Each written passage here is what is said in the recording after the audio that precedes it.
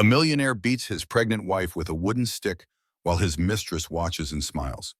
He thinks he's untouchable. What he doesn't know, her three brothers, powerful CEOs from across America, are already on their way. And they're about to unleash a storm of revenge that will destroy everything he built. But here's the twist nobody saw coming. The mistress has a secret that changes everything. A secret so shocking, even the abuser didn't see it coming. If you love stories about justice, betrayal, and family loyalty, smash that like button right now. Drop a comment telling us where you're watching from, and subscribe because you won't believe how this ends. This is the night Melissa Crane almost died, and the night three men declared war. The sound of wood cracking against bone echoes through my memory, even now, months later. They say love conquers all. But no one tells you what happens when love becomes your executioner. My name is Melissa Crane, and this is the night I almost died. The Pacific Heights mansion stood silent under the California moon, its floor-to-ceiling windows reflecting the city lights below like scattered diamonds. Inside, every surface gleamed with the kind of perfection money could buy. Marble floors, crystal chandeliers, fresh white orchids arranged in vases worth more than most people's cars. Everything looked flawless. Everything except me. I sat on the velvet sofa in the living room, my hands resting on my 4-month pregnant belly, feeling the flutter of life in my daughter, Grant's daughter, our miracle. I whispered to her softly, promising her a safe world, a loving family. I had no idea how brutally wrong I would be. The grandfather clock chimed 10. Rain began tapping against the windows, gentle at first, then harder. I had spent the afternoon preparing Grant's favorite dinner, hoping tonight would be different, hoping the man I married 3 years ago would somehow reappear from behind the stranger he had become. Grant Ashford was everything I thought I wanted. Handsome, successful, confident, a venture capitalist worth $87 million who swept me off my feet when I was just a struggling art gallery curator trying to make rent in my studio apartment. He made me feel like Cinderella, like I belonged in his world of galas and private jets and summer homes in the Hamptons. My 3 older brothers warned me. Marcus, Holden, and Rhett Sullivan had built their own fortunes through real estate, technology, and investment banking. They saw through Grant's charm, recognized the red flags I ignored. When I eloped with a Grant against their wishes, they stopped speaking to me. I had chosen pride over family, and now I was paying the price. The front door slammed open. I flinched, my heart immediately racing. Grant stumbled inside, his expensive suit soaked from the rain, his silk tie hanging loose around his neck. Even from across the room, I could smell the whiskey on him, see the wild look in his bloodshot eyes. "Where were you tonight?" His voice cut through the silence like a blade. I stood slowly, one hand on the armrest for balance, the other instinctively protective over my belly. "Home, Grant. I've been waiting for you. Dinner is still warm." He laughed, bitter and cruel, throwing his soaked jacket across the marble floor. "Liar! Sutton told me everything." My blood ran cold. Sutton Price, his business partner at their venture capital firm, the woman who had been appearing everywhere I went for months, always with that calculating smile, always watching me like a predator studying prey. "Told you what?" I asked carefully. "Don't play innocent." Grant stepped closer, and I could see his pupils were dilated, the telltale sign of the cocaine habit I had only recently discovered. "You think you can make a fool out of me in my own house?" "Grant, whatever she said, it's not true. She's trying to destroy us." His face twisted with rage. "Don't you dare say her name like that. Sutton's been nothing but honest with me. Unlike you." He moved toward the foyer, and my stomach dropped when I saw what he reached for. The decorative walking stick, dark mahogany with a silver handle. Something his grandfather had left him. It had always sat in the umbrella stand. Harmless. Decorative. Now it looked like a weapon. "Grant, you're drunk. Please, let's talk about this tomorrow. Think about the baby." But my plea only fueled his fury. His knuckles tightened around the wooden shaft, and I saw something in his eyes I had never seen before. Not anger, not even rage. Something emptier.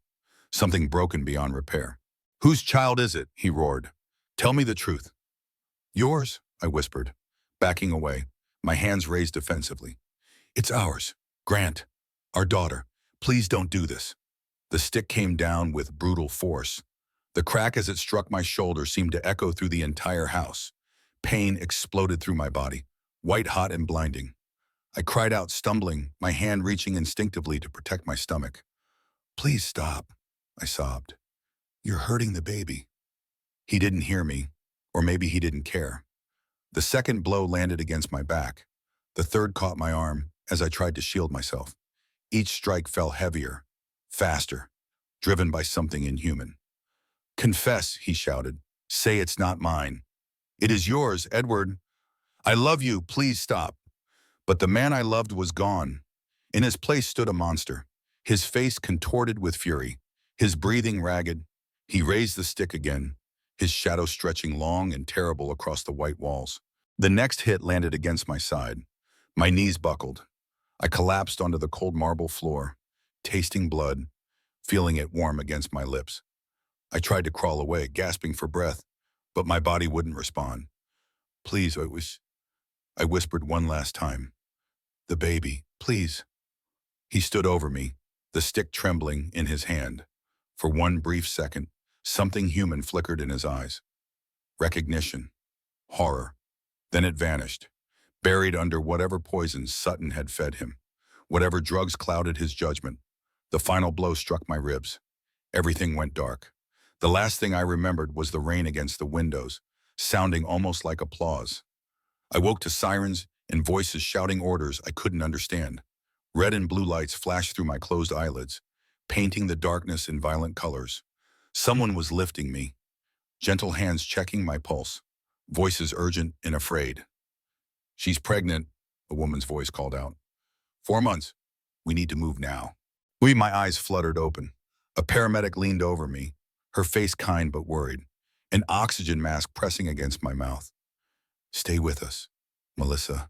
You are going to be okay. But I wasn't okay. Every breath sent lightning through my ribs. My vision swam in and out of focus. And somewhere deep inside, beneath all the pain, was a terrifying silence where I should have felt my daughter moving. The baby, I tried to say, but the words came out muffled. We're monitoring the heartbeat, the paramedic said quickly. Stay calm. Don't try to talk. They lifted me onto a stretcher. Through the rain-streaked windows, I caught a glimpse of my neighbor, Mrs. Patterson, standing on her porch with a phone in her trembling hand. She had called for help. She had saved my life. The ambulance doors slammed shut. Sirens wailed as we tore through the flooded San Francisco streets toward the hospital. Inside, another paramedic placed sensors on my belly, and I heard it, faint but steady. My daughter's heartbeat, flickering on the monitor like a stubborn flame refusing to die. I closed my eyes and wept. At San Francisco General Hospital, they rushed me into a trauma bay. Doctors and nurses swarmed around me, calling out numbers and medical terms I didn't understand. Someone cut away my blood-soaked nightgown. Camera flashes went off as they documented my injuries. Multiple contusions, a doctor said, his voice clinical and detached. Possible fractured ribs, evidence of blunt force trauma. We need a full ultrasound immediately. A woman appeared beside me, her dark hair pulled back, her white coat crisp and professional. Her name tag read Dr. Nina Cortez. She placed a warm hand on my arm and looked directly into my eyes. Melissa, I'm Dr. Cortez. You're safe now. Can you tell me what happened? I shook my head weakly. Fear crawled up my throat. If I told the truth, Grant would know I betrayed him. He would come back. He would finish what he started. I fell, I whispered, down the stairs.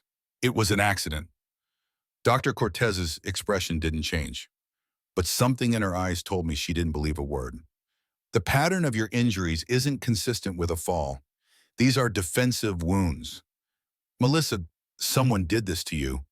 Tears streamed down my face. Please, I just fell. Please, don't report anything. She studied me for a long moment, and I saw something shift in her expression. Not pity, understanding.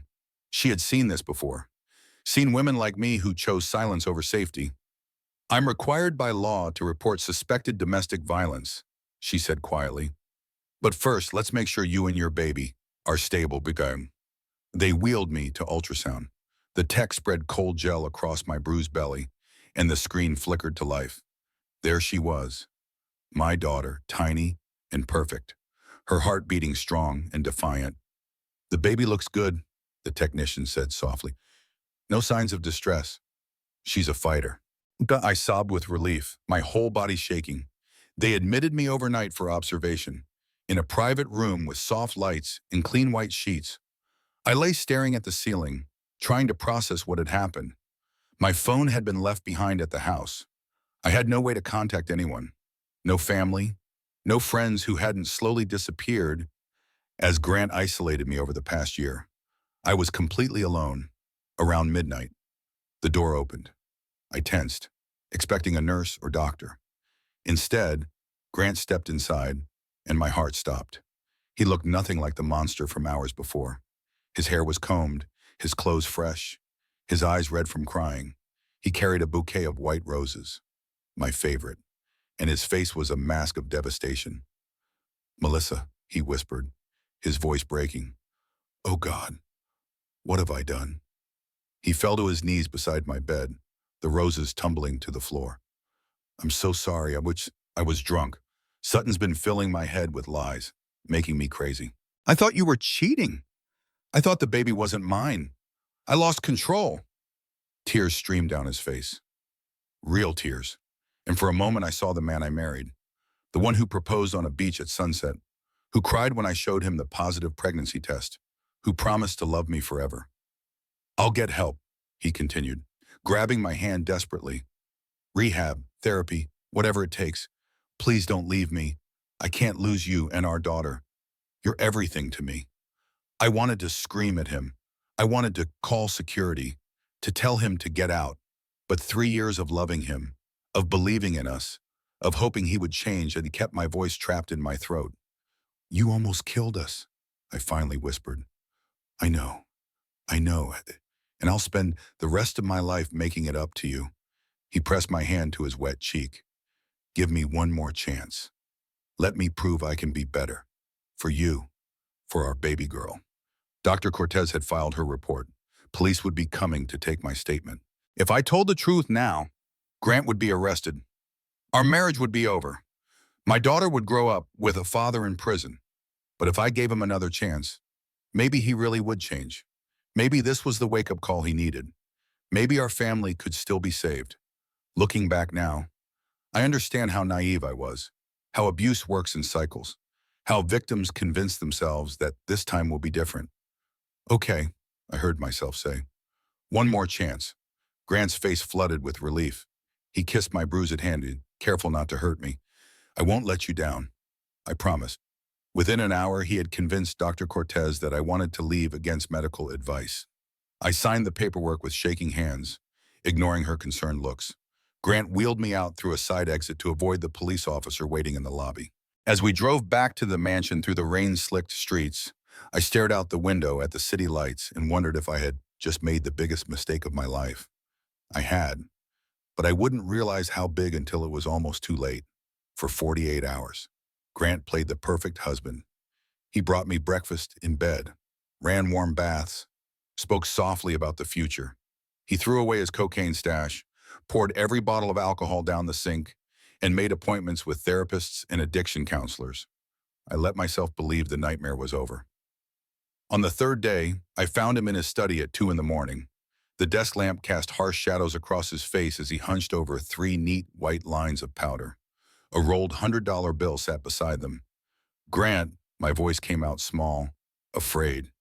He looked up, and the gentleness from the past 2 days evaporated like morning fog. "Get out. You promised you'd stop." I said, "Get out." He swept his arm across the desk, sending the cocaine and papers flying. "You think you can control me in my house. Everything you have, I gave you. Don't forget that." I backed toward the door, my heart pounding. "I just want to help."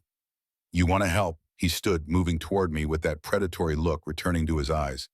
"Then stop questioning me, stop judging me, and stop pretending you're anything more than a gold digger who trapped me with a pregnancy."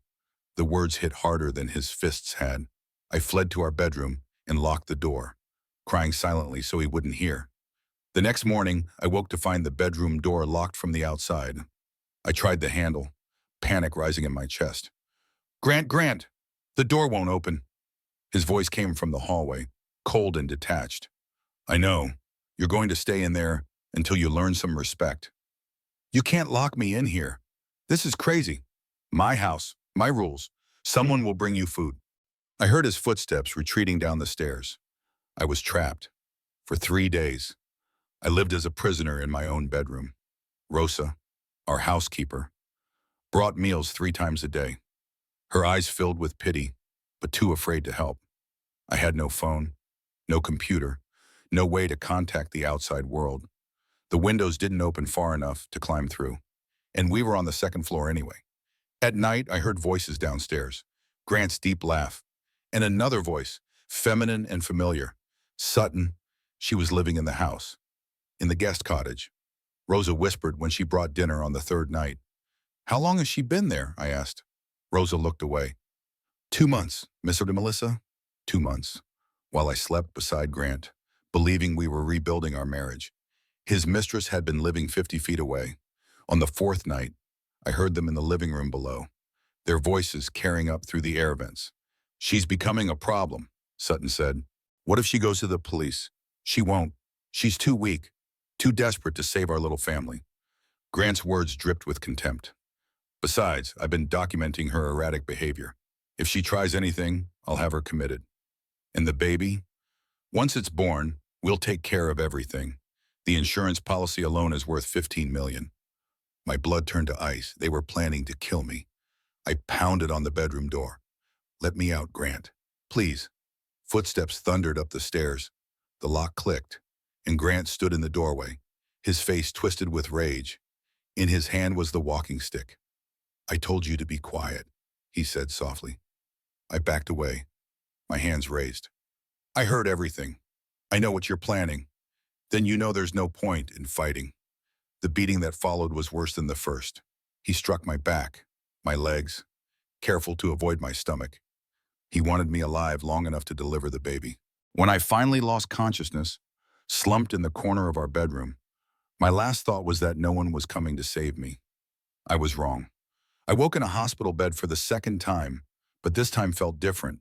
The room was private, filled with flowers.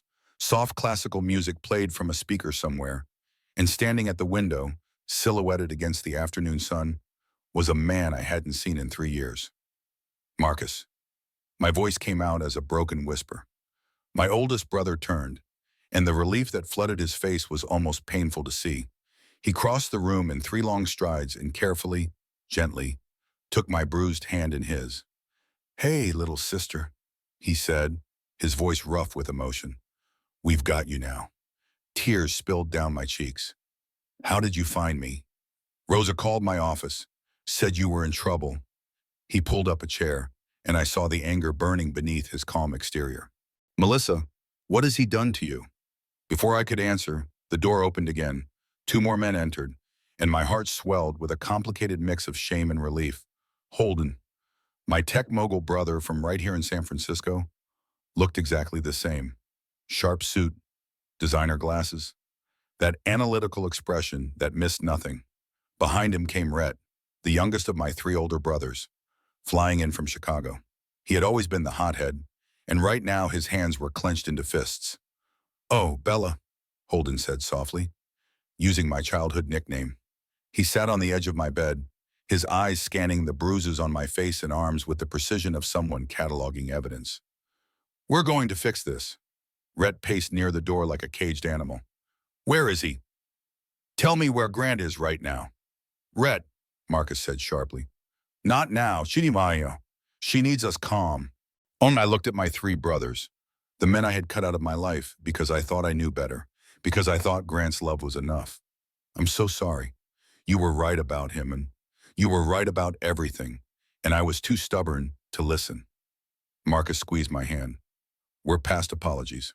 Right now, we focus on keeping you and your daughter safe. She's okay, I asked, my hand flying to my belly. The baby's okay. Dr. Cortez says she's a fighter, Holden confirmed. Strong heartbeat, no signs of distress. But Melissa, We need to talk about what happens next. Over the next hour, they outlined a plan with the precision of a military operation. Marcus had already retained Sarah Mitchell, the best family law attorney in California. Holden had hired a team of private investigators to dig into Grant's finances and personal life. Red had arranged for 24-hour private security. "We're not letting you go back to that house," Marcus said firmly. "You'll stay with me at my penthouse. Security, nurses, everything you need." "But Grant will fight this. He has lawyers, money, connections." Holden smiled, and there was something dangerous in it. "So do we. And unlike Grant, we're not criminals." "What do you mean?" "I've been looking into his company records," Holden explained, pulling up data on his tablet. "Grant's been embezzling from his own firm. $12 million funneled into offshore accounts registered under Sutton Price's maiden name. They've been planning this for months." My mind reeled. Sutton's helping him steal. "Sutton's orchestrating the whole thing," Marcus said grimly. "We found something else, something you need to see." Holden handed me his tablet. On the screen was a photograph of a leather-bound journal, its pages filled with neat handwriting. "This is Sutton's private journal," Holden explained. "I recovered it from her cloud backup. She's been documenting everything. Every lie she told Grant, every time she increased his drug supply, every step of their plan." I scrolled through the entries, my horror growing with each line. Day 47, convinced G that the baby isn't his. Planted fake text messages from the contractor. Day 63, increased cocaine supply. He's more paranoid, more violent. Perfect. Day 89 suggested the walking stick. Told him it was his grandfather's favorite. G doesn't remember his grandfather died when he was 5. "She's been manipulating him," I whispered, "making him worse. She's a sociopath," Rhett said flatly, "and we're going to destroy her." Dr. Cortez entered then, her expression professional but concerned. She examined me carefully, asked about pain levels, checked the baby's heartbeat with a portable monitor. "You're healing," she said finally, "but you can't go through this again. Melissa, the next time, you or the baby might not survive." "There won't be a next time," Marcus promised. "We'll make sure of it." After the doctor left, I looked at my brothers, the men who had built empires from nothing, who had warned me about Grant, who had every right to say they told me so but hadn't spoken those words once. "Why did you come?" I asked quietly. "After everything I said when I left. After I chose him over you. Why would you drop everything and come back?" Marcus leaned forward, his expression fierce. "Because you're our sister. Because family doesn't have conditions. Because we love you. And nothing Grant Ashford did to you changes that." Holden nodded. "We've been watching from a distance this whole time, waiting for you to be ready. And now," Rhett added with grim satisfaction, "we're going to make him pay for every bruise, every tear, every moment of fear he put you through." I closed my eyes, exhausted but no longer alone. For 3 years I had been drowning. Now, finally, I had a lifeline. But what none of us knew was that Grant and Sutton were already preparing their counterattack. And it would be far worse than anything we imagined. The lawsuit hit like a freight train. 3 days after leaving the hospital, comfortable in Marcus's penthouse with round-the-clock security, I received the papers. Grant was filing for emergency custody, claiming I was mentally unstable and a danger to our unborn child. Sarah Mitchell spread the documents across the conference table, her expression grim. We sat in her downtown office, floor-to-ceiling windows overlooking the bay. My 3 brothers flanked me like bodyguards. "This is aggressive," Sarah said. "He's claiming you have a history of psychiatric issues, that you've been self-harming, and that the injuries were self-inflicted to frame him." I stared at the papers, unable to process the words. "That's insane." "No, everyone knows what he did. He has a witness," Sarah continued. "A psychiatrist named Dr. Vernon Hayes who's prepared to testify that you've been his patient for 6 months, that you have borderline personality disorder and a tendency towards self-destructive behavior." "I've never seen that doctor in my life," I said, my voice rising. Holden was already typing on his laptop. "Dr. Vernon Hayes, licensed in California, but his practice has been flagged twice for ethical violations. He also received a $200,000 wire transfer from an offshore account last week." Grant bribed him, Marcus said flatly. Almost certainly, Sarah agreed. But proving it in court will be difficult. The hearing is scheduled in 48 hours. Judge Patricia Caldwell, she's known for being tough but fair. Rhett slammed his fist on the table. This is ridiculous. We have evidence. The hospital reports, the police calls, Rosa's testimony. We do, Sarah said. But Grant's team is spinning a narrative. They're claiming Melissa married him for money, became unstable when he wanted a prenup revision, and is now trying to frame him to secure a larger divorce settlement. I felt sick. People will believe that. Some will, Sarah admitted. He's a wealthy, charismatic man. You're a former gallery curator from a modest background. The optics aren't great, except for one thing, Holden interjected, turning his laptop around. I have Sutton's journal. Every entry, every detail of their plan. This proves premeditation. Sarah studied the screen, then shook her head. It helps, but it's not a smoking gun. A defense attorney could argue the journal is fabricated, especially since you obtained it through questionable means. We need something ironclad. That night, I couldn't sleep. I stood at the penthouse windows, watching the city lights blur through my tears, my hand resting on my growing belly. At 7 months pregnant, I felt my daughter moving inside me, blissfully unaware of the war being fought over her future. You should be sleeping, Marcus said quietly, appearing beside me with 2 mugs of tea. I took one gratefully. How can I sleep when he might win? What if the judge believes his lies? Then we appeal. We fight. We don't stop until you're safe. But what if it's not enough? The fear I'd been suppressing finally broke free. What if I lose her, Marcus? What if I survive everything he did to me, and he still takes my daughter? Marcus set down his mug and pulled me into a careful hug, mindful of my healing ribs.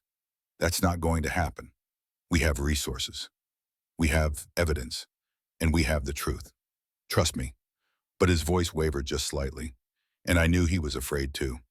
The court hearing arrived like an execution date. Sarah had prepared me for 3 days straight, running through every possible question, every attack the defense might launch. I wore a conservative navy dress that showed my pregnant belly clearly. No makeup to cover the fading bruises. Sarah wanted the judge to see exactly what Grant had done, but the courtroom was smaller than I expected. Judge Caldwell sat behind her bench, a stern woman in her 60s with sharp eyes that missed nothing. Grant sat with his legal team on the right side, looking immaculate in a tailored suit, his expression one of concerned sadness. Sutton sat behind him in the gallery, her face a mask of false sympathy. When I entered with my brothers, Grant's eyes met mine, and I saw it. The flash of rage beneath the polite mask, the promise of retribution. All rise, the bailiff called. The hearing began with Grant's attorney, a silver-haired man named Mitchell Brennan, presenting their case. He painted a picture of a troubled young woman who had trapped a successful man with a pregnancy, who became increasingly erratic and violent when confronted about infidelity. Miss Crane has a documented history of instability, Brennan said smoothly. As Dr. Hayes will testify, she has been undergoing treatment for severe personality disorders. The injuries she claims my client inflicted were, in fact, self-inflicted during a psychotic episode. Dr. Hayes took the stand, speaking with practiced confidence about sessions that never happened, diagnoses he never made. He looked distinguished, credible, and I watched the judge taking notes. Then it was our turn. Sarah called Dr. Cortez first.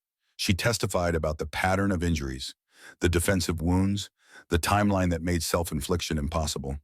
She showed photographs of my body taken in the ER, clinical and damning. In my 15 years of emergency medicine, Dr. Cortez said firmly, I have never seen injuries like this that were self-inflicted.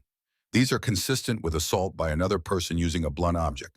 Grant's attorney attacked her credibility, suggesting she was biased, that she had jumped to conclusions. But Dr. Cortez held firm. Next came Rosa, our housekeeper.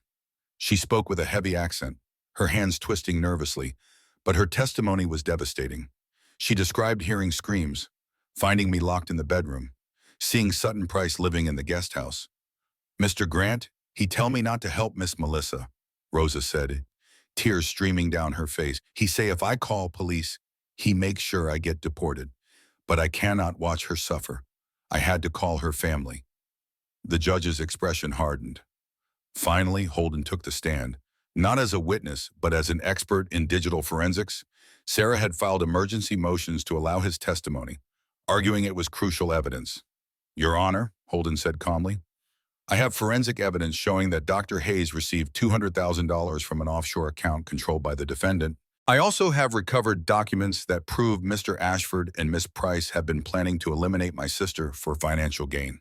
Brennan objected furiously, but Judge Caldwell allowed the evidence. The courtroom fell silent as Holden displayed bank transfers, email threads, and excerpts from Sutton's journal on the projection screen. Grant's face went pale. Sutton stood abruptly and left the courtroom. But Brennan wasn't finished. In his closing statement, he played his final card. Your Honor, regardless of these allegations which my client denies completely, the fact remains that Miss Crane abandoned medical advice, refused psychiatric evaluation, and has demonstrated poor judgment throughout this ordeal. The question isn't whether Mr. Ashford is perfect. The question is whether Miss Crane is fit to be a mother. The words hit their mark.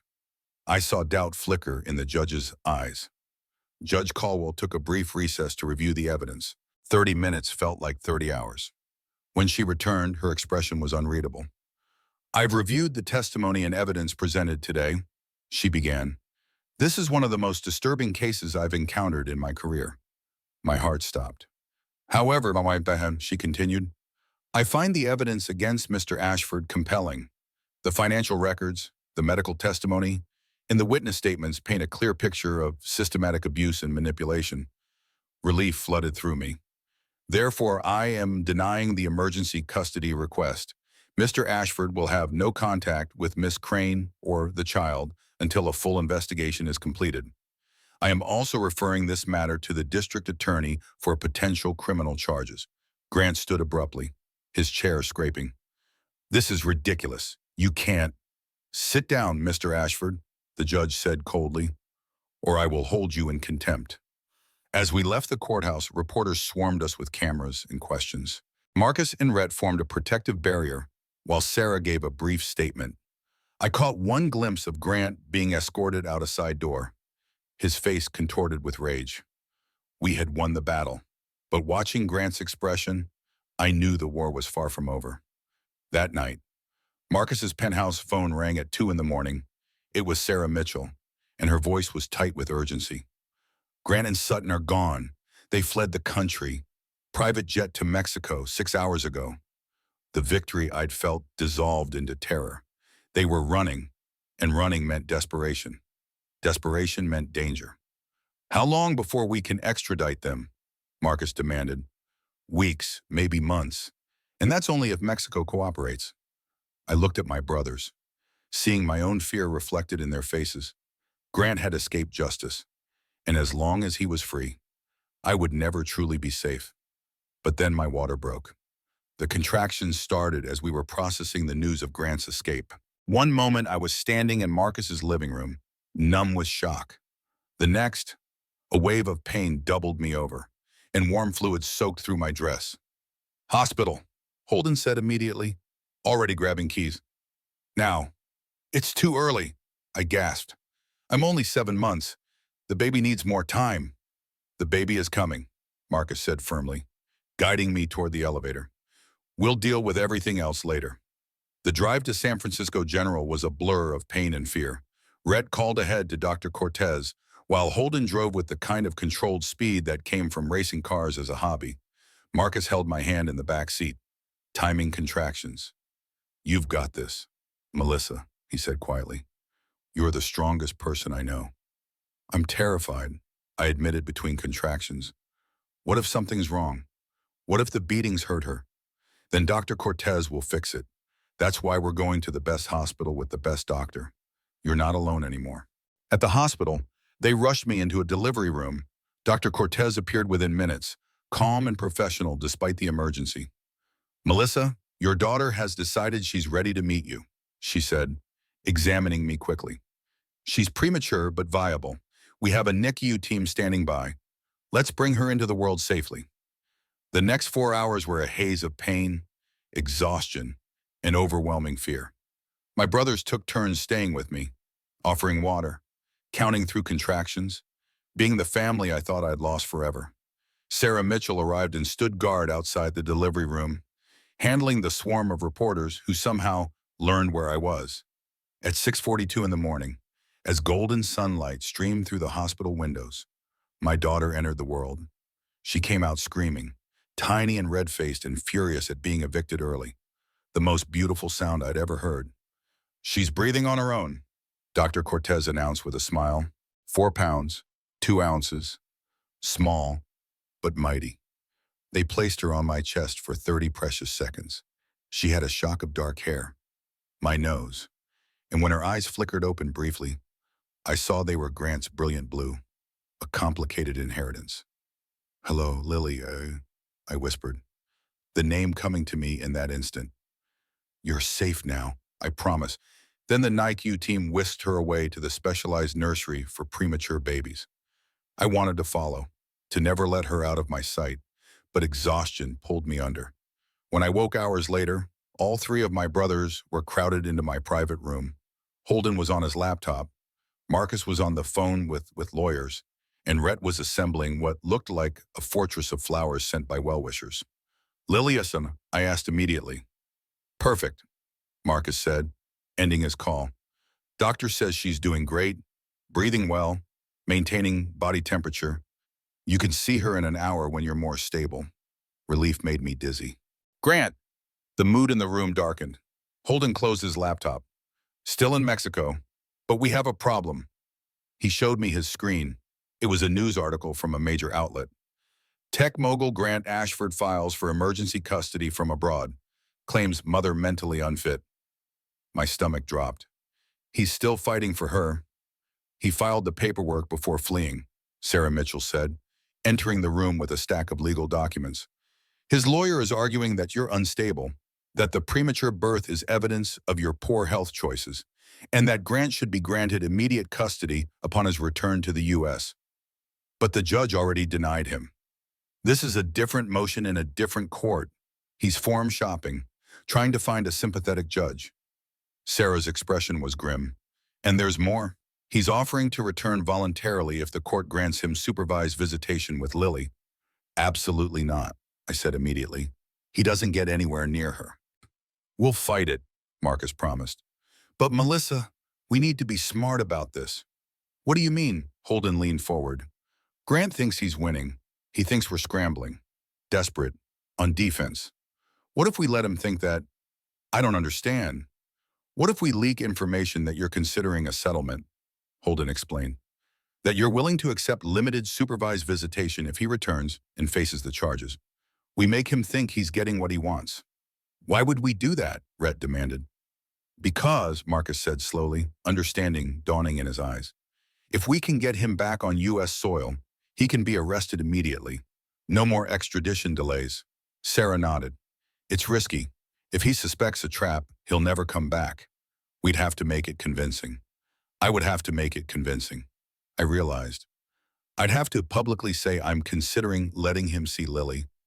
The thought made me feel sick. But I looked at my brothers, at Sarah, at the monitor showing my daughter's heartbeat from the NICU, and I understood. Sometimes you had to look weak to set the perfect trap. "Do it," I said. Over the next 72 hours, we orchestrated the perfect bait. Sarah leaked to the press that I was emotionally exhausted and considering all options for my daughter's well-being. I gave one carefully scripted interview from my hospital bed, looking pale and defeated. "I just want what's best for Lily," I told the reporter, my voice trembling. "If supervised visitation is the compromise that ends this nightmare, I have to consider it. I'm tired of fighting." The interview went viral. Social media exploded with opinions. Some people called me weak. Others praised my maternal sacrifice. All that mattered was that Grant saw it. 2 days later, Sarah received the call. "He's agreed to return," she said, barely containing her excitement. "Private jet landing at SFO tomorrow at 3 p.m. He wants to sign the visitation agreement and see Lily immediately." "Will the police be there?" I asked. "FBI," Marcus corrected. Holden gave them everything. The embezzlement charges are federal. The moment Grant's wheels touch U.S. soil, he's done. That night, I visited Lily in the NICU. She was so tiny in her incubator, surrounded by wires and monitors, but her little chest rose and fell with steady determination. I placed my hand against the plastic, wishing I could hold her. "Your father is coming tomorrow," I whispered, "but he'll never hurt you. I'll make sure of that." She shifted slightly, and I imagined she heard me. My fighter, my survivor. The next day, we gathered at a downtown hotel conference room where the agreement signing was scheduled. Sarah, Marcus, Holden, Rhett, and myself. Hidden in an adjacent room were 6 FBI agents. Waiting. At 3:15, Grant walked in. He looked different, thinner, with dark circles under his eyes, but still carrying that arrogant confidence. Sutton was with him, dressed immaculately, her smile sharp. "Melissa," Grant said, his voice almost gentle, "you look well. Let's just get this over with," I replied, playing my part. Sarah laid out the fake agreement. Grant sat down to read it, and I saw the satisfaction in his eyes. He thought he'd won, thought I'd broken. He signed with a flourish. "When can I see my daughter?" he asked. That's when Marcus gave the signal. The door burst open. FBI agents flooded the room. "Grant Ashford, you're under arrest for wire fraud, embezzlement, and conspiracy to commit murder." Grant's face went white. "What? This is a setup." "Yes," I said, standing. "It is." Sutton tried to run. Rhett blocked the door, grinning. "Not today." As agents handcuffed them both, Grant turned to me with pure hatred. "You'll regret this. I'll make sure you'll make sure of nothing." Marcus interrupted. "You're done." They dragged them out, Grant shouting threats and curses until his voice faded down the hallway. I collapsed into a chair, shaking. "Is it really over?" "Not quite," Holden said, "but we're close." He was right. The real final twist was still waiting, and it would change everything. The trial preparations consumed the next 3 months. Lily grew stronger, finally coming home from the nice U at 5 pounds. I moved into a house Marcus purchased near his penthouse, a fortress with security systems that would make the Pentagon jealous. Slowly, life began to feel almost normal. Grant and Sutton remained in custody. Both denied bail due to flight risk. The prosecution built an overwhelming case: embezzlement, fraud, assault, conspiracy. The evidence was damning, but I couldn't shake the feeling that something was missing. Some piece of the puzzle that would explain why Sutton had orchestrated everything with such calculated cruelty. The answer came from an unexpected source. I was feeding Lily in my living room when Sarah Mitchell called, her voice strange, excited but disturbed. "Melissa, I need you to come to my office. There's something you need to see." An hour later, I sat in her conference room while she placed a plastic evidence bag on the table. Inside was Sutton's leather journal, the one Holden had recovered months ago. The prosecutors were doing a final review before trial, Sarah explained. They found a page that had been stuck to the back cover. "We missed it before." She carefully opened to the last page and turned it toward me. The entry was dated the day of their arrest. My hands trembled as I read. "Final thoughts before the endgame. Grant still doesn't know the truth. Doesn't know that every move I made, every lie I told, every manipulation was designed to destroy him as completely as he destroyed my mother.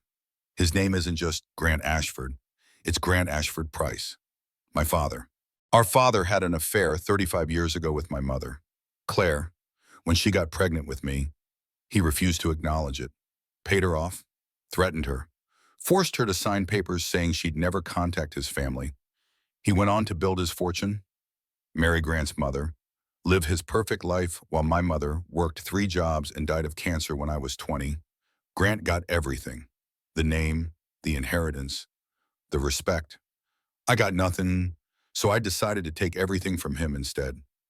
His reputation, his freedom, his money, his family. I wanted him to feel what my mother felt: powerless, betrayed, destroyed. Melissa was collateral damage. I almost feel bad about that. Almost, but Grant needed to lose everything to understand what he'd taken from others, even if he never knows why. I read it 3 times before the words sank in.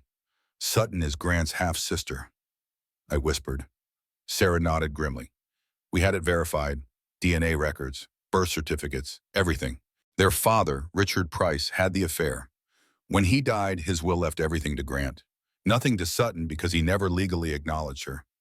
This whole thing was revenge, I said slowly. Not about loving Grant, about punishing him for a sin his father committed. Yes, and she used you as the weapon. The revelation left me hollow. All the pain, the fear, the near-death experiences, they were just pieces in Sutton's elaborate revenge plot. I had been nothing but a tool. Does Grant know? I asked. Not yet, but he will, Dawn. The prosecutors want to use this as evidence of premeditation. It strengthens their case significantly. That night, unable to sleep, I found myself doing something I never thought I would. I wrote a letter to Grant. I didn't justify what he'd done, didn't forgive him, but I told him the truth about Sutton, about who she really was and what she'd taken from him. You're a monster for what you did to me, I wrote, but you were also a victim of someone else's manipulation. That doesn't excuse your actions. It doesn't change the fact that you almost killed me and your daughter, but I thought you deserved to know the truth before the trial. I sent it through his lawyer. 2 days later, I received a response. It was brief. Melissa, I have no right to ask anything of you after what I did. But if you can find it in yourself, please protect Lily from ever knowing what I became. Let her think her father was anything but this. I'm signing away all parental rights. She deserves better than my name attached to her future. I'm sorry doesn't begin to cover what I owe you, but I am. I'm sorry for all of it. Grant, the letter should have brought closure. Instead, it left me with a complicated grief. Grief for the man I thought I married, who maybe never existed at all. The trial began on a cold January morning. The courtroom was packed with reporters, legal observers, and curious public. I sat in the front row, Sarah beside me, my brothers behind me like a protective wall. Grant looked diminished in his prison jumpsuit, thinner, older, broken. Sutton, in contrast, looked defiant, almost proud. The prosecution presented their case with devastating precision. Bank records, testimony from Rosa and Dr. Cortez, Holden's forensic evidence, and finally the journal. When they revealed Sutton's true identity and motive, the courtroom erupted. Grant's face went ashen. He looked at Sutton with utter bewilderment, and she smiled at him. Actually smiled. Did you ever wonder, she said during her testimony, her voice cold and clear, why everything fell apart so perfectly? Why every domino fell exactly when and how it needed to? I orchestrated every moment of your destruction. Brother, just like you and father destroyed my mother's life. I didn't know, Grant whispered. I didn't know about you. Your ignorance doesn't absolve you. You lived your perfect life while I had nothing. Now you have nothing, and I've won. You're going to prison, Bo, the prosecutor said. So what? Sutton laughed. I already got what I wanted. Grant Ashford destroyed, his reputation in ashes, his freedom gone. That's worth any price. The jury deliberated for 6 hours. When they returned, the verdicts were unanimous. Grant Ashford, guilty on all counts, 25 years minimum. Sutton Price guilty on all counts, 20 years minimum. As they were led away, Grant looked back at me once, not with anger or hatred, but with something almost like gratitude. He mouthed 2 words, thank you, for telling him the truth. The truth. I realized, for giving him that one piece of understanding in his collapse. I nodded once. It wasn't forgiveness, just acknowledgement. Outside the courthouse, reporters swarmed. Sarah gave a statement about justice being served. My brothers formed their usual protective barrier, and I held Lily close, her small body warm against my chest, her eyes watching the chaos with infant curiosity. It's over, Marcus said quietly. But we were wrong. There was one more twist waiting, one final revelation that would change everything. 3 days after the verdict, I received a letter, not from Grant or Sutton, but from a woman named Claire Dawson. The handwriting was shaky, the paper smudged with what looked like tear stains. Dear Melissa, it began. You don't know me, but I know about your story. I need to tell you something important about Grant Ashford, something the trial didn't reveal because I was too afraid to come forward. In 2019, I was engaged to Grant. We met at a charity gala, dated for 6 months, and I thought I'd found my soulmate. Then the abuse started, just like yours. It began with verbal attacks, then isolation, then physical violence. One night, he beat me so badly I spent 3 weeks in the hospital. I lost hearing in my left ear permanently. When I tried to press charges, he had me declared mentally unstable, just like he tried with you. His lawyers destroyed my credibility, my career, my life. I was too broken to fight back. I took his settlement money and disappeared. I've lived with that shame for 6 years. But then I saw your interview. I saw you stand up to him in court. I saw you refuse to be silenced. And I realized I should have done the same. If I had been braver, maybe you never would have suffered. I'm writing to thank you. Thank you for being strong enough to stop him. Thank you for saving his next victim, and the one after that. You didn't just save yourself. You saved dozens of women who might have fallen into his trap. I also wanted you to know something about Sutton Price. After Grant and I broke up, she contacted me, pretended to be a journalist researching abusive partners. She asked detailed questions about how he operated, what triggered his violence, what made me most vulnerable. I thought she was writing an expose.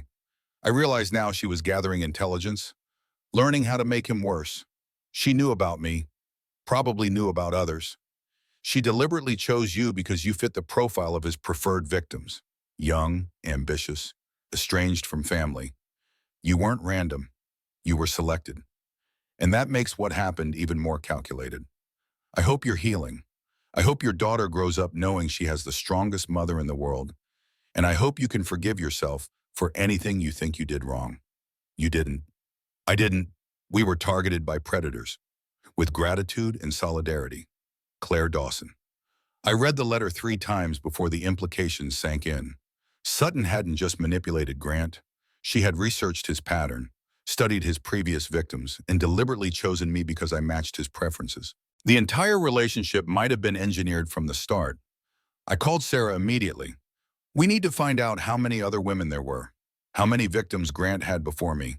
Why, Sarah asked carefully. Because they deserve to know it's over. They deserve to know they can speak up now without fear. Over the next month, Holden's investigators found 6 more women, 6 women who had dated Grant between 2014 and my relationship with him. All had experienced abuse. All had been silenced with money and threats. None had known about the others. I organized a meeting at Sarah's office. When those 6 women walked into the conference room and saw each other, the recognition was instant. The same story, the same pattern, the same monster. We spent 3 hours sharing our experiences, crying, supporting each other, creating the connection we should have had years ago. He's in prison now, I told them, because I had resources and family to fight back. But every single one of you survived. 2, your survival mattered. Your silence wasn't weakness. It was survival. One woman, Jennifer Walsh, asked the question they were all thinking. How do we make sure no one believes his lies anymore? We tell the truth, I said. Together. 3 weeks later, 7 women stood together at a press conference. Sarah had arranged it carefully, ensuring our safety and privacy as much as possible. But we were done hiding. My name is Melissa Crane, I began, cameras flashing, and I'm a survivor of domestic violence. One by one, each woman shared her story. The pattern was undeniable. Grant Ashford wasn't a man who lost control once. He was a serial abuser who had refined his technique over a decade. The media coverage was overwhelming. But more importantly, it sparked a conversation. Women across the country began sharing their own stories. The press conference became a movement. Dr. Cortez contacted me afterward. You know what you've done, she said, her voice thick with emotion. You've given permission. Permission for victims to speak up, to be believed, to demand justice. This is going to save lives, Melissa. But the responses weren't all positive. Grant's mother, Evelyn Ashford, requested a meeting. I almost refused, but Marcus convinced me it might bring closure. We met at a neutral location, a quiet cafe with private booths. Evelyn was in her 70s, elegant and composed. but I could see grief etched into every line of her face. "I owe you an apology," she said before I could speak. I knew Grant had problems. I saw the warning signs when he was young, but I made excuses, blamed his father's death, convinced myself he would grow out of it. "You couldn't have known it would escalate this far," I said carefully. "Couldn't I?" She looked directly at me. His father was abusive. I spent 30 years in that marriage, making excuses, hiding bruises, telling myself it was normal. I taught Grant that violence was acceptable, that women were meant to endure. Her honesty startled me. "I'm not asking for forgiveness," Evelyn continued. "I don't deserve it, but I wanted you to know that I believe you. I believe all 7 of you, and I'm establishing a foundation in your name. Well, in all your names to support domestic violence survivors. It's the least I can do to counter the damage my family has caused." After she left, I sat for a long time processing. Grant's violence hadn't appeared from nowhere. It was learned, inherited, passed down through generations of silence and enablement. Breaking that cycle had cost me everything. But in breaking it, I'd saved my daughter from inheriting the same fate. That night, I held Lily in my arms, rocking her to sleep in the nursery Marcus had helped me design. Soft yellow walls, clouds painted on the ceiling, shelves filled with books about brave girls and strong women. "Your story will be different," I whispered to her. "You'll grow up knowing that speaking up isn't weakness, that asking for help isn't failure, that love should never hurt." She made a small sound in her sleep, and I imagined it was agreement. 6 months had passed since the night Grant almost killed me. 6 months of healing, fighting, and slowly rebuilding a life I thought I'd lost. But for the first time since meeting Grant 5 years ago, I felt something I'd almost forgotten. Hope. 1 year after the trial, I stood in front of a restored Victorian building in downtown San Francisco. The morning sun caught the gold lettering on the window, Lily's Light Gallery and Resource Center. My art gallery, but not the one I'd given up when I married Grant. This one was different, better. Half the space showcased artwork created by domestic violence survivors, their pain and resilience transformed into stunning visual narratives. The other half housed a resource center with counselors, legal advocates, and support group meeting rooms. Marcus had helped fund it. Holden had designed the security systems and website. Red had personally overseen the construction, making sure every detail was perfect. But the vision was mine. Lily, now 14 months old, toddled around the gallery floor in her tiny sneakers, fascinated by the colorful paintings. She had Grant's blue eyes but my determined chin. Every day she looked more like herself, her own person, unburdened by the violence that preceded her birth. "You ready for this?" Dr. Nina Cortez asked, appearing beside me. She had become a friend over the past year, serving on the gallery's advisory board. "Terrified," I admitted. "What if no one shows up?" "Are you serious?" She gestured to the window. Outside, a line had already formed. Survivors, advocates, press, curious supporters. "You've built something incredible here. Melissa, people need this." The grand opening exceeded every expectation. Over 300 people cycled through that day. Survivors shared their stories, admired the artwork, signed up for support services. Several women pulled me aside to say the press conference had given them courage to leave their abusers. "You saved my life," one woman told me, tears streaming down her face. "I saw you on TV and realized I didn't have to stay." Those moments made every nightmare, every moment of pain, feel meaningful. As evening approached and the crowd thinned, my 3 brothers gathered near the refreshment table, looking pleased with themselves. "Not bad for a kid, sister," Rhett said, pulling me into a hug. "We're proud of you," Marcus added. "You took something terrible and transformed it into something that helps people. That takes real strength." Holden handed me a glass of champagne. "To new beginnings." We toasted, and I felt my throat tighten with emotion. "I couldn't have done any of this without you 3. You saved me when I couldn't save myself." "You saved yourself," Marcus corrected gently. "We just gave you the resources to fight. The courage was always yours." Later that evening, after everyone left and the gallery was quiet, I walked through the space with Lily on my hip. She pointed at paintings, babbling her approval or criticism in a language only she understood. We stopped in front of one piece in particular, A large canvas titled Reconstruction by Jennifer Walsh, one of Grant's earlier victims. It showed a woman's silhouette made entirely of shattered glass, but through the cracks, light poured out in brilliant golds and blues. "That's going to be us," I told Lily. "The broken places where the light gets in."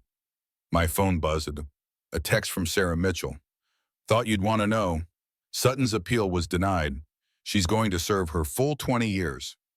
I didn't feel satisfaction or revenge, just a quiet sense of closure. Sutton would have time to think about what her hatred had cost her. Maybe she'd find redemption. Maybe she wouldn't. That was no longer my concern. Another text came through, this one from an unknown number.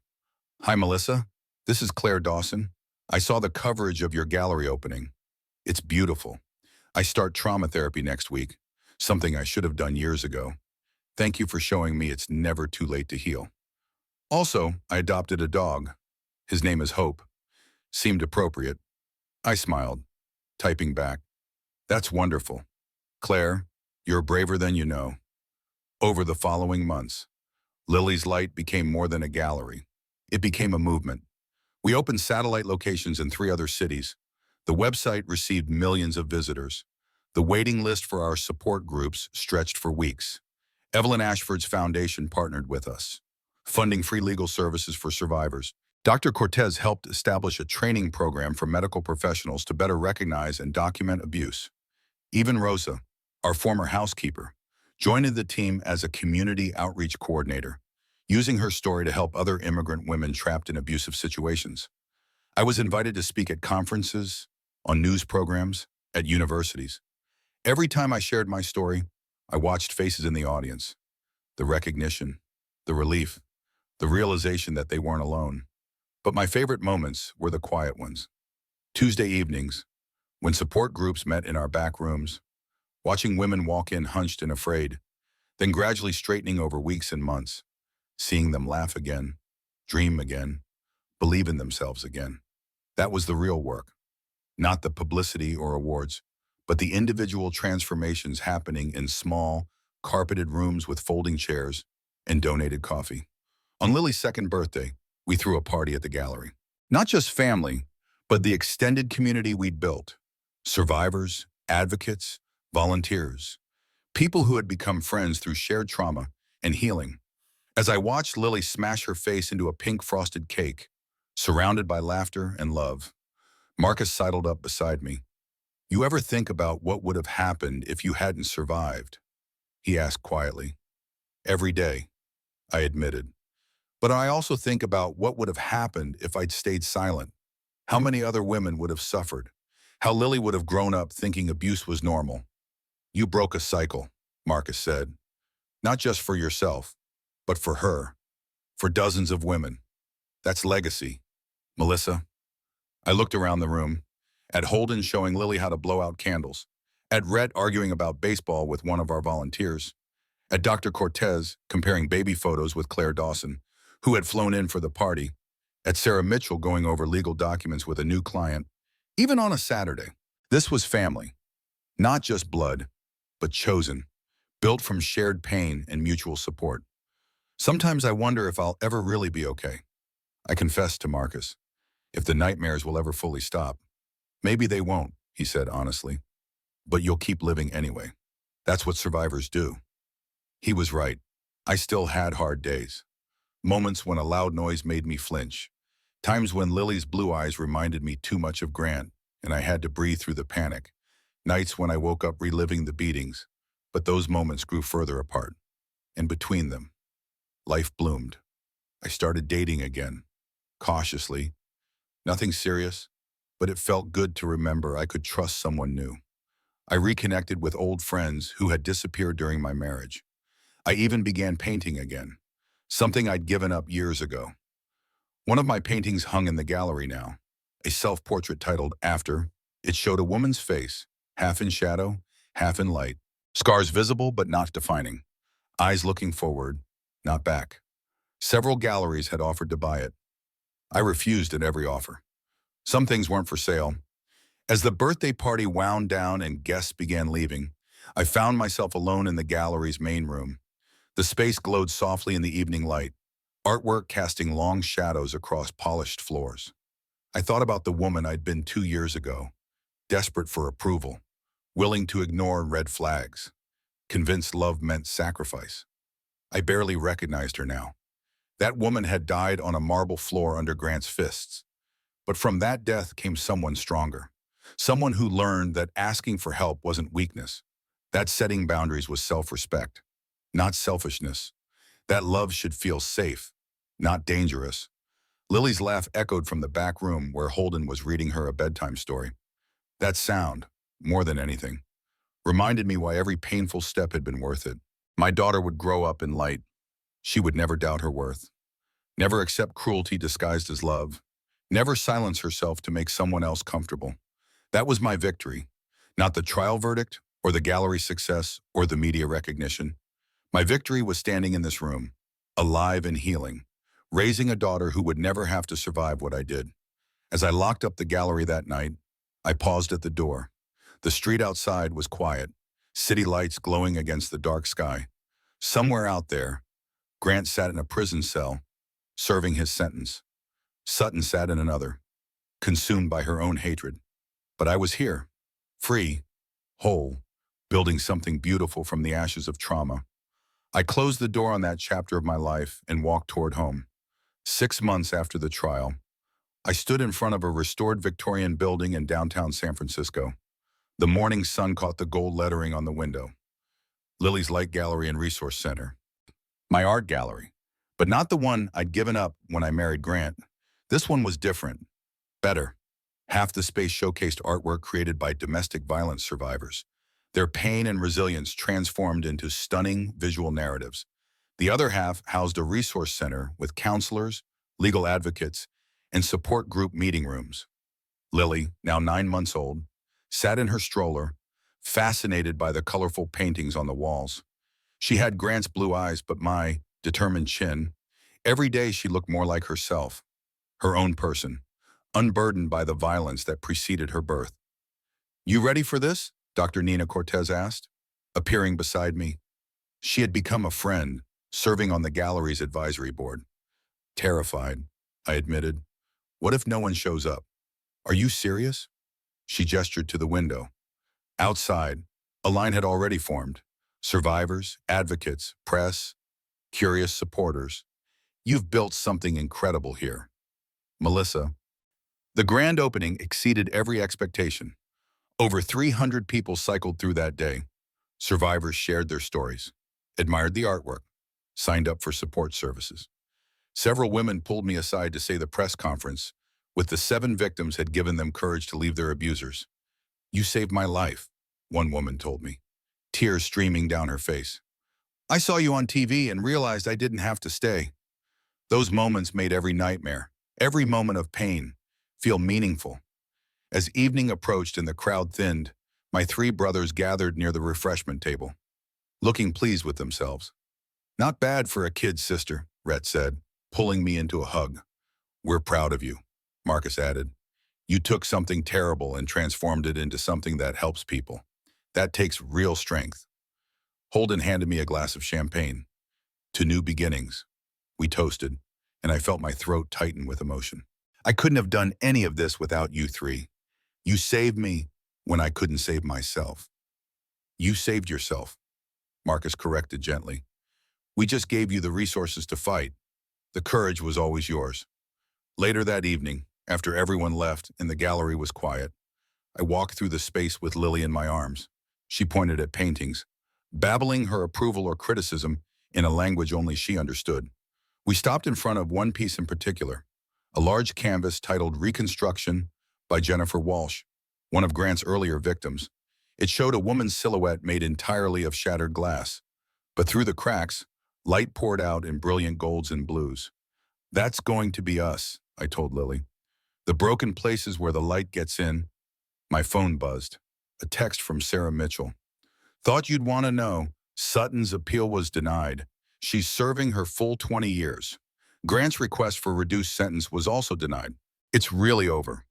I didn't feel satisfaction or revenge, just a quiet sense of closure. They would have time to think about what their hatred and violence had cost them. That was no longer my concern. Another text came through, this one from Claire Dawson. Hi, Melissa. Saw the coverage of your gallery opening. It's beautiful. I start trauma therapy next week, something I should have done years ago. Thank you for showing me it's never too late to heal. I smiled, typing back. That's wonderful. Claire, you're braver than you know. Over the following weeks, Lily's Light became more than a gallery. It became a movement. Evelyn Ashford's foundation partnered with us, funding free legal services for survivors. Dr. Cortez helped establish a training program for medical professionals to better recognize and document abuse. Rosa joined our team as a community outreach coordinator, using her story to help other immigrant women trapped in abusive situations. My favorite moments were the quiet ones. Tuesday evenings, when support groups met in our back rooms, watching women walk in, hunched and afraid, then gradually straightening over weeks, seeing them laugh again, dream again, believe in themselves again. That was the real work. Not the publicity or awards, but the individual transformations happening in small rooms with folding chairs and donated coffee. 3 months after the opening, I received an invitation to speak at a women's conference in Los Angeles. Standing on that stage, looking at hundreds of faces, I shared not just what happened, but what I learned. I want to tell you about the most dangerous lie I ever believed. I said, that love conquers all. That if I just loved him enough, tried hard enough, sacrificed enough, everything would be okay. That lie almost killed me. I spoke about the warning signs I missed, about how abusers isolate you gradually, so slowly you don't notice until you're completely alone, about how shame keeps victims silent. You cannot love someone into changing, I continued. You cannot sacrifice yourself into someone else's growth, and leaving isn't giving up. Sometimes leaving is the bravest thing you can do. I talked about my brothers, about how asking for help didn't make me weak, about the community that formed around shared trauma. I have a daughter, I said, my voice growing stronger, and when she's old enough to ask about her father, I'll tell her age-appropriate truth, that sometimes people we love hurt us, that leaving dangerous situations is survival, not failure, that she deserves respect, safety, and genuine love, always. To anyone out there who needs to hear this, you deserve better. Your children deserve better. The National Domestic Violence Hotline, local shelters, advocacy groups are all waiting. Your life has value beyond anyone else's permission. The applause was overwhelming. But what mattered more were the 5 women who approached me afterward, asking quietly about resources, about how to leave safely, about whether they could really do it. Yes, I told each one, you can, and you don't have to do it alone. That evening, back at Marcus's penthouse where I still lived, my family gathered for dinner. Lily was in her high chair, smearing mashed sweet potato across her face. My brothers argued about basketball while helping me cook. This was family, not just blood, but chosen, built from shared pain and mutual support. Sometimes I wonder if I'll ever really be okay. I confessed to Marcus as we cleaned up. If the nightmares will ever fully stop. Maybe they won't, he said honestly. But you'll keep living it anyway. That's what survivors do. And look at what you've already built. The gallery, then, the resource center, the women you are helping. That's not just survival. Melissa, that's victory. He was right, I still had hard days. Moments when a loud noise made me flinch. Times when Lily's blue eyes reminded me too much of Grant and I had to breathe through the panic. Nights when I woke up reliving the beatings. But those moments grew further apart. And between them, life bloomed. I started painting again, something I'd given up years ago. One of my paintings hung in the gallery now, a self-portrait titled After. It showed a woman's face, half in shadow, half in light, scars visible but not defining, eyes looking forward, not back. Later that night, after everyone left and Lily was asleep, I did something I hadn't done before. I wrote a letter to Grant, not to send, just to process. You tried to destroy me, I wrote, and in some ways, you succeeded. The woman I was before you died on that marble floor, but from that death came someone stronger. I don't forgive you. Forgiveness isn't required for healing, but I don't hate you anymore either. Hatred is exhausting, and I've spent too much energy already on you. What I feel now is pity. You had every advantage, but you chose violence. Now you sit in prison while I stand in the light with our daughter, building something meaningful. Lily is 9 months old now. She's already showing signs of being strong, determined, and kind.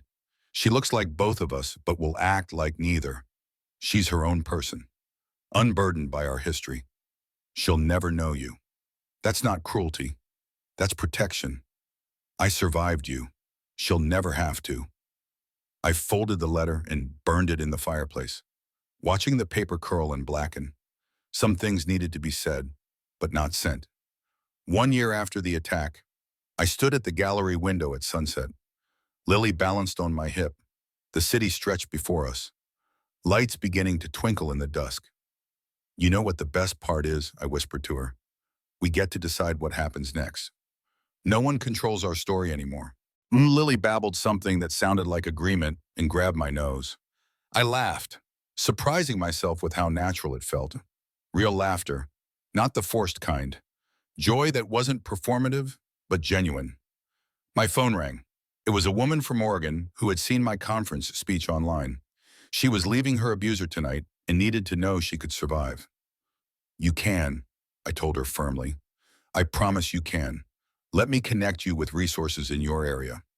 After the call, I held Lily close and looked around the gallery, at the artwork created by survivors, at the resource center that would help hundreds more, at the community we'd built from shared trauma and collective healing. This was my legacy. Not the pain Grant inflicted, but what I built despite it. The story didn't end with revenge or dramatic justice. It ended with an ordinary evening, holding my daughter, planning tomorrow's support group, living a life I'd fought to reclaim. That was the real victory. Not surviving the violence, but thriving after it. And every single day, choosing to keep thriving. I looked at Lily, at her innocent face and bright future, and made her a promise. You'll grow up knowing your worth, I whispered. You'll never doubt that you deserve safety, respect, and real love. You'll know that asking for help is strength, that setting boundaries is self-care, that you are enough, exactly as you are. She yawned and nestled against my shoulder. Outside, the city glowed with possibility. Inside, surrounded by art and hope and the promise of tomorrow. I finally felt something I hadn't felt in years. Peace, not the absence of pain, but the presence of purpose. Not forgetting what happened, but refusing to let it define what comes next. I was Melissa Crane, survivor, mother, advocate, artist, and my story was just beginning.